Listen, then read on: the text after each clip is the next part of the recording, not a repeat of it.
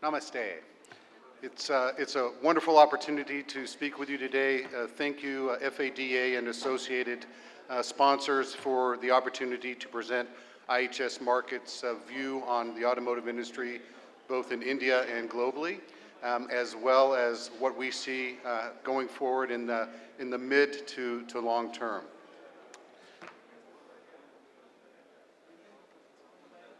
So today I'm going to be covering our view on what's happening in 2019, not only here in India, but around the world. Our global light vehicle automotive outlook. We'll talk about the disruptions and changes in the Indian automotive industry, and if those are threats or opportunities. We'll be discussing the Indian automotive sales outlook and key trends, and then we'll be talking about various risks associated with that forecast. So we have a lot to cover and not a lot of time to do it, so let's get started. So I guess we're all aware of what's happened here in India in 2019. The good news is that India is not alone, if that's any consolation. Actually, there's been a free fall in 2019 in just about most markets around the world. As you can see, relatively flat in Japan and a decrease in Korea. There's various external factors and political issues that are taking place in those countries that are causing challenges, as well as exposure to the various tariff and trade war areas. The biggest story up until recently, of course, has been the decline in China's automotive sales, a significant decline of 10%. Given the volume that China represents, that is a really huge impact as far as the global automotive sales number. We see relatively flat, actually about a 5% reduction in Australia and Oceania, which was referenced earlier. Slight gain in ASEAN, but basically flat and a very low base to begin with.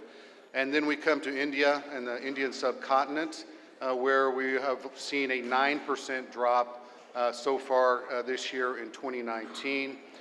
Eastern Europe, Western Europe are flat. We've seen about a 3% decrease in North America. Again, with the volumes that represents, that has a significant impact on the total number globally. South America has dropped, and the Middle East and Africa has also dropped significantly, about 12%. So we've seen a decline globally, and this is generally as a result of regulatory pressures, tariff issues, various cross-border tensions, technology shifts, and fiscal and governmental actions within many of these countries.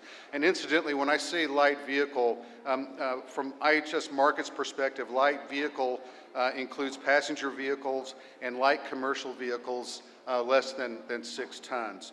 So it is not a pretty picture really anywhere globally. So, I think that's very important, that not only how India responds to this, but, how we see the various industries and governments around the world responding to what we see as we all see as a rather significant drop in global markets.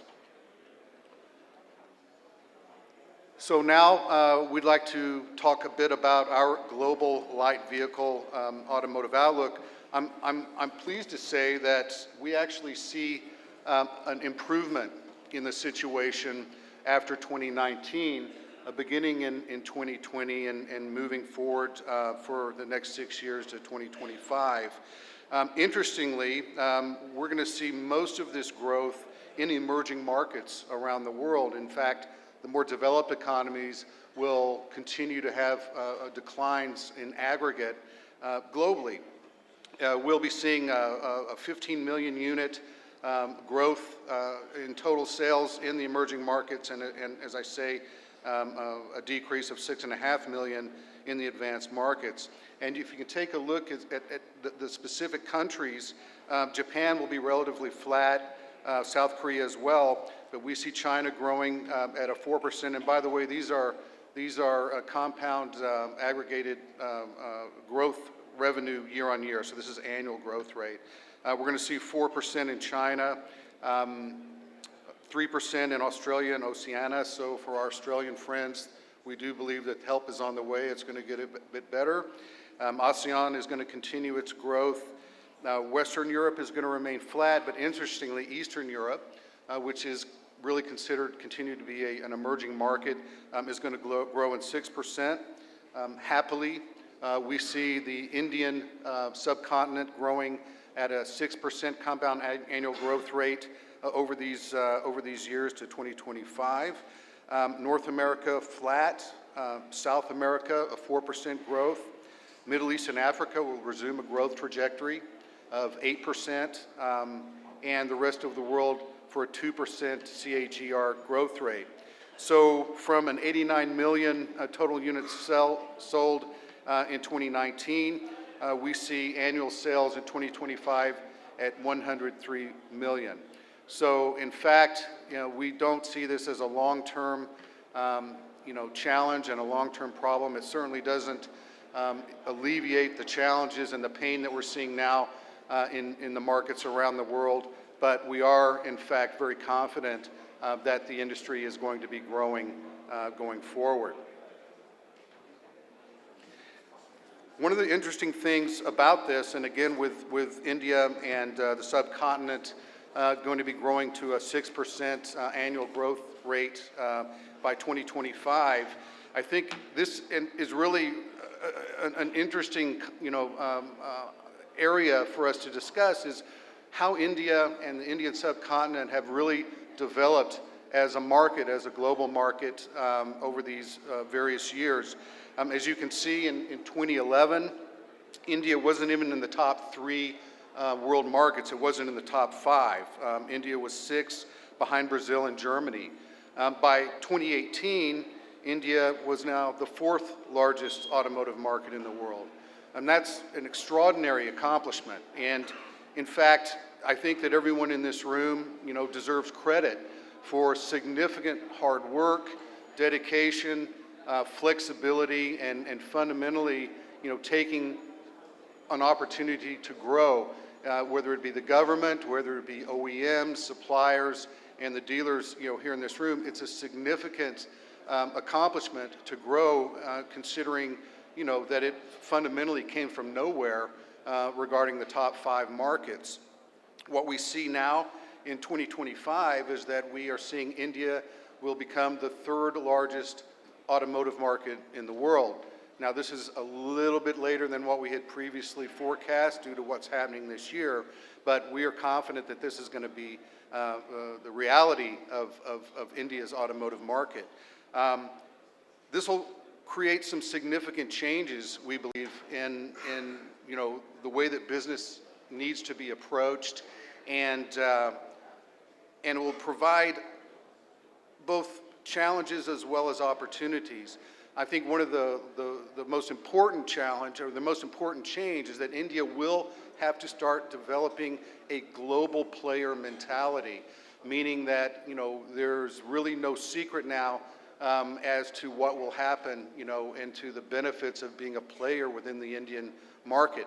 We've seen this in China, when China grew significantly to become the largest market in the world. Many OEMs, global suppliers, various supporting industries began to focus and invest in China, creating opportunities for the local players, but also creating more competition and requiring new thinking from that perspective. And we think that in fact that's going to be happening in India. So from, I guess you could loosely say, a provincial approach to the automotive business and the automotive industry here in India, to a global player with the challenges, the competitive pressures, yet the opportunities that entails, we feel is going to be a very important development, over the next 6 years as India, assumes its rightful place among the top automotive markets globally.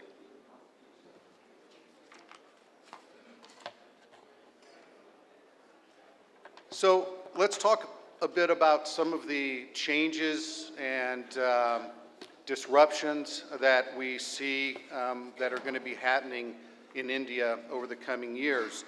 I think that there's a lot of discussion over most of the things that I'll I'll be covering as to whether these are going to be damaging, if they're really going to be threats or impact, are there positive aspects and positive outcomes to these changes that we expect to see over the coming years.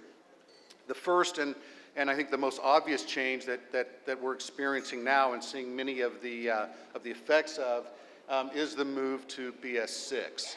And as everyone in this room knows, India is moving from BS4 to BS6, which is really extraordinary. No automotive market, particularly the size of India in the world, has ever made that kind of a leap.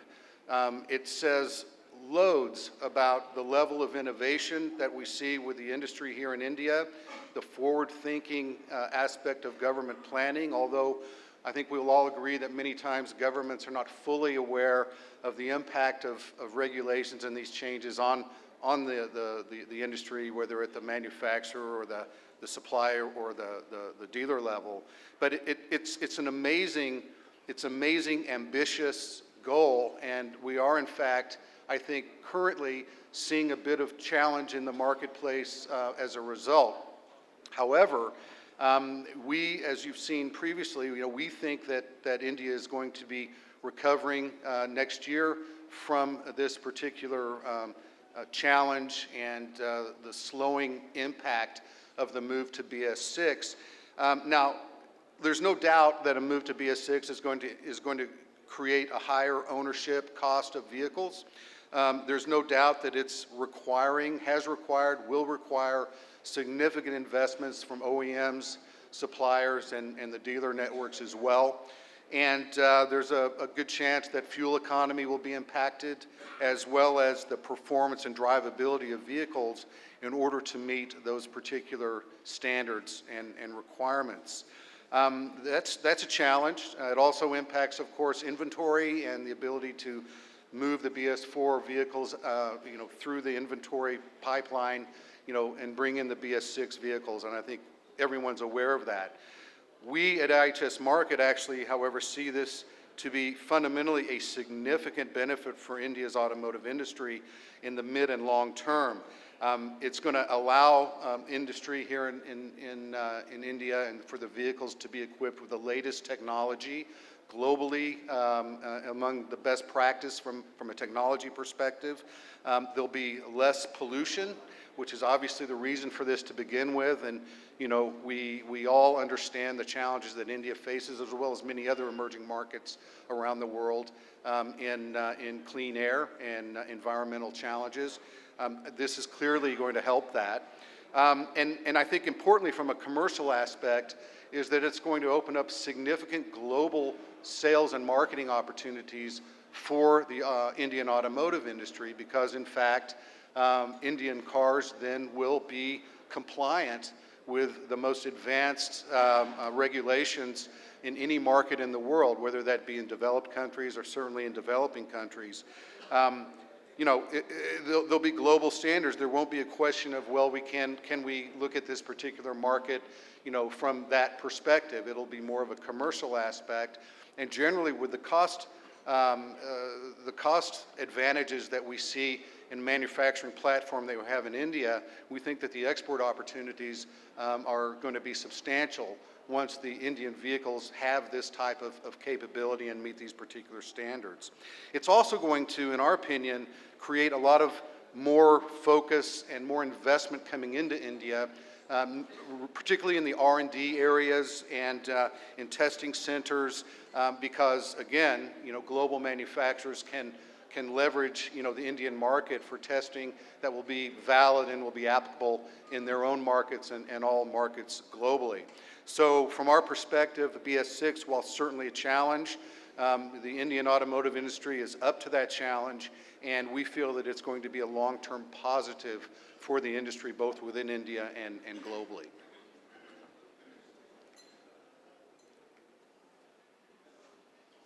The next area of change and perceived threat is in the increase in the regulatory environment here in India. It's becoming more robust. Regulations and requirements around safety, norms, road safety, overspeeding norms, cafe norms, the fleet requirements, all of these, frankly, are going to be challenging, and in fact may lead to some models being stopped, for example, due to their non-compliance with safety regulations. There's no doubt that this is going to impact costs, particularly from an R&D perspective and at the supplier and OEM level. But again, similar to the BS6 situation, we see that this is going to be a net positive, and it's a great opportunity for India for the vehicles to be world-class, to be exportable, to fundamentally be in the same category as the developed economies, where frankly that's where a lot of the opportunity lies in export of vehicles in India. So again, short-term amount of pain. We are confident that India will be able to meet these requirements, and that in the long term it's going to increase business for you and for everyone within India. Now, the next area is something that's quite interesting. I think for the last couple of years, at least in India, there's been a lot of conversation and discussion about, mobility as a service, ride sharing, and what threat would that be to vehicle sales, vehicle production, market size.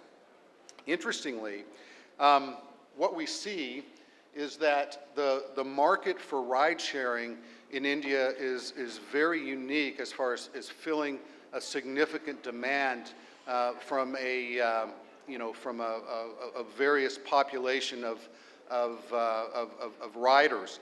As you know, the lower income category of people normally use public transport, and they'll probably continue to do that.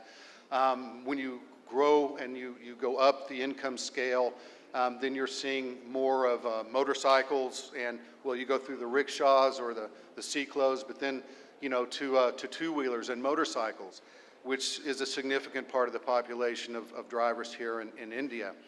But many of those people, and many people who were on motorcycles, really aspire to own vehicles, to own cars, four-wheel cars, to ride in four-wheel cars for all the reasons that we would certainly understand: convenience, safety, comfort, and to a degree of perceived affluence.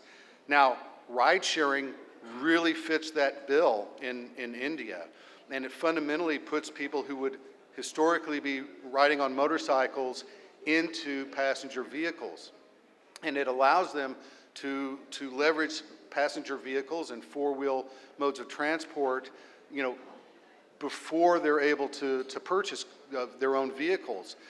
So at the end of the day, we see this as a fundamental net gain for the industry. In fact, we believe that mobility as a service and ride sharing, ride hailing will actually create an increase in car sales by 2022 annually of 700K additional vehicles. So at the end of the day, this particular development in mobility that many automakers, and not just in India, frankly, in other parts of the world, have had a lot of angst around, we see this as being a very big win for India. Now, interestingly, in the developed economies and the higher cost economies, this isn't the case. It's not having such an impact because the major cost of ride hailing to the consumer is the driver.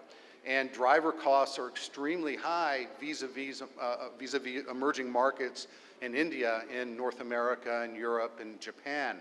And so until we see ultimately autonomous driving coming in to those particular markets, we don't necessarily see ride hailing or ride sharing having the same significant positive impact that we do in emerging markets, and in particular India. So from our perspective, again, ride hailing and ride sharing and mobility as a service will offer greater vehicle sales and new business models and new business opportunities for the industry, from the manufacturer down through the dealers and service centers. Now, we're all aware, of course, and this was mentioned a couple of times earlier today about the low car penetration, here in India. It probably comes as no surprise that car penetration is a function of GDP. What you're seeing here are GDP numbers for the purchasing power parity of GDP, so really the true GDP per capita number. And as we can see, India currently is really poised to offer significant growth with only 35 per 1,000 currently, at a penetration level. So, from an OEM or a marketing director, or just from a growth perspective, I mean, these are dream numbers. Your peers in developed countries are certainly not seeing that type of a number. It is really more of a replacement type of a model for vehicle sales, and there's a significant used car market that also competes with new cars. So this is obviously a significant benefit and a significant opportunity for India that we see going for quite some time, certainly within the mid to long term that we're going to be discussing today.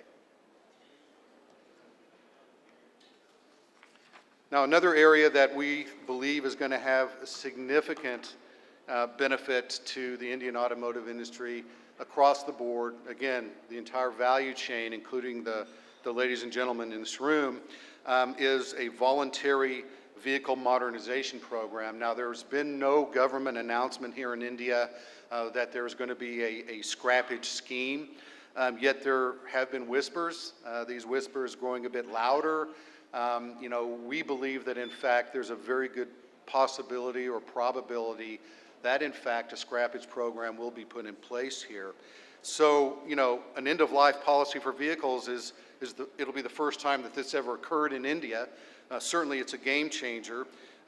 We believe that it'll help arrest falling sales, as the new reforms and regulations have led to increase in prices. So this has served as a kind of an interventionist balance measure that will help to offset the increase in costs and the market impact that we've seen on the various regulatory requirements that we discussed earlier. It's going to again reduce the pollution in India. It's going to increase safety because you have these vehicles that now are 20, 30 years old that you see here in India, off the road. And that's obviously a net, positive for the populace and for the environment. But obviously, it's going to drive new fleet demand, new vehicle demand, and frankly, as you'll see later, we believe that this is going to have a very significant impact on India vehicle sales. We're assuming that this will probably start to come into play and have an impact from 2021 going forward. Now, I happen to live in Singapore, which has a very famous scrapping program. In Singapore, you get a 10-year certificate of entitlement that goes with every vehicle. At the end of that 10 years, the vehicle has to be scrapped or a new COE applied, which is very expensive. So it's really a boom for the vehicle suppliers and the dealers and the dealer groups in Singapore, and we are confident that that's going to be the case here in India. So ultimately, a big positive, perhaps as big of a positive influence as any other change that we see on the horizon here.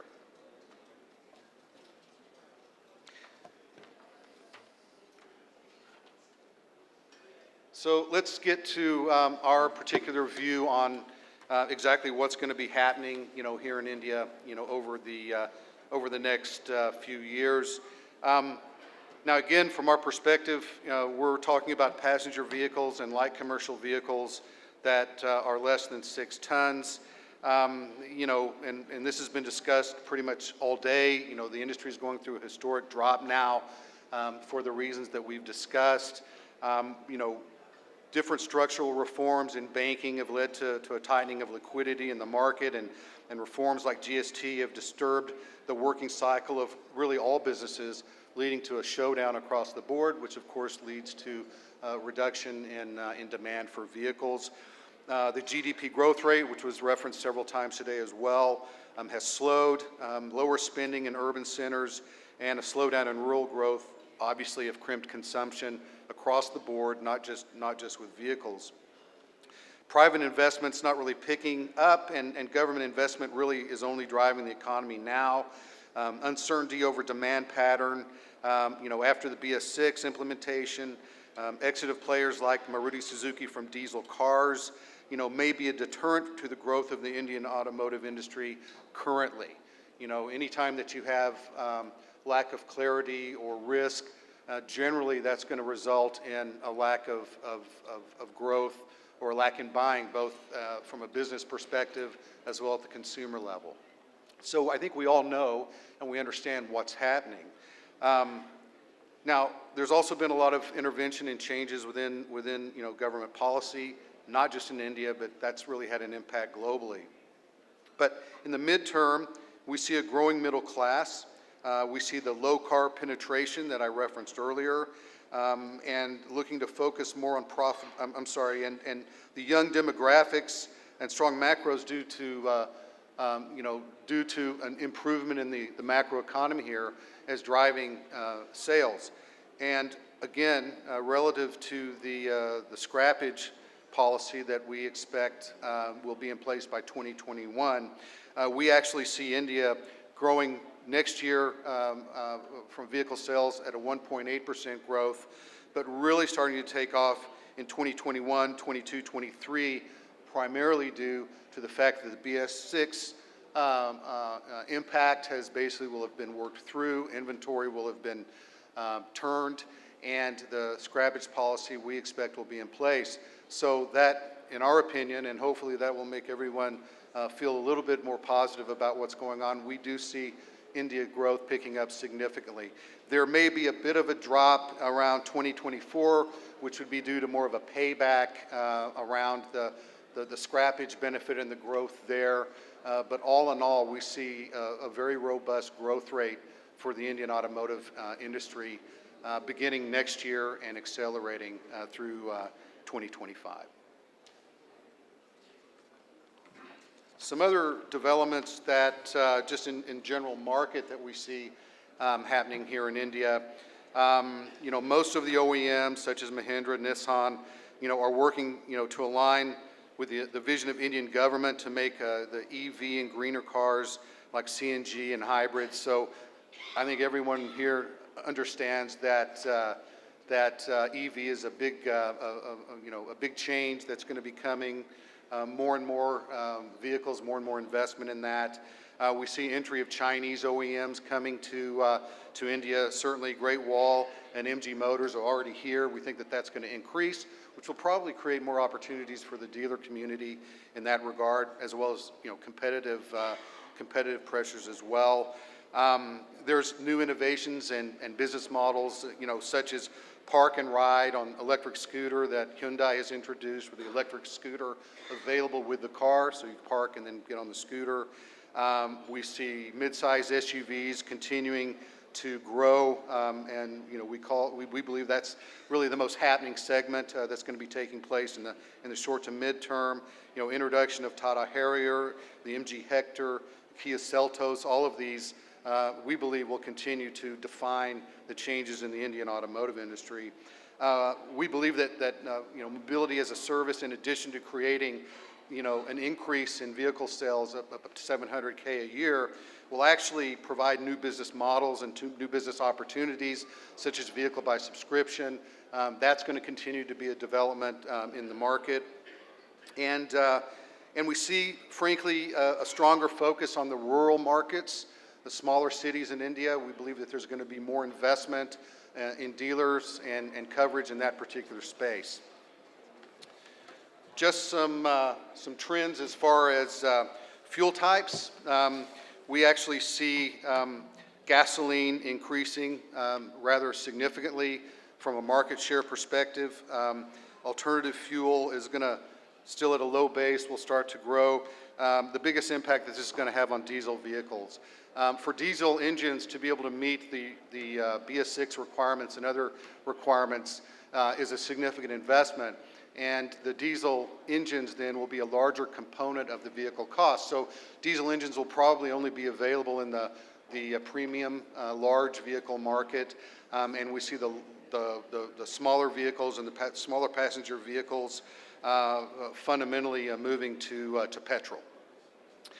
From a transmission perspective, we see a continued movement in India away from manual transmission to automatic transmissions for various reasons, not the least of which is for fuel economy and for emissions, but also just from a drivability perspective and a consumer preference.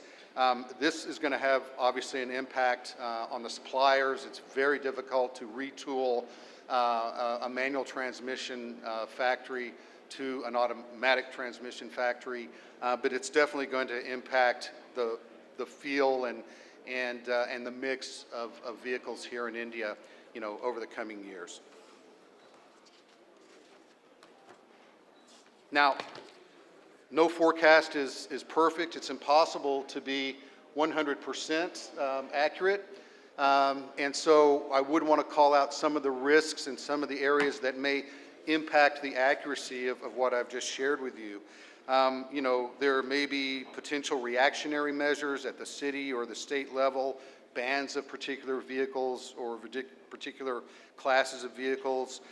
Increased environmental pressures may indeed change the mix and change the landscape of what we've just discussed. Uncertainty in policies with what's going on, globally with trade pressures, trade wars, and the like.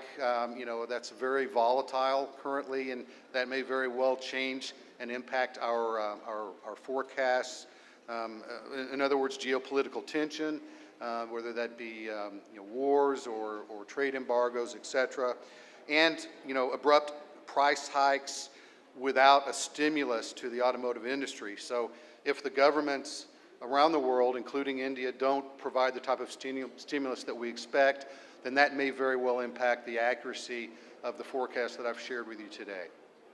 So thank you very much. We're going to be here the rest of the day, and our very capable analysts who were kind enough to provide me this information will be here to answer any questions that you may have. So thank you very much for the opportunity. I'm very grateful. Thank you.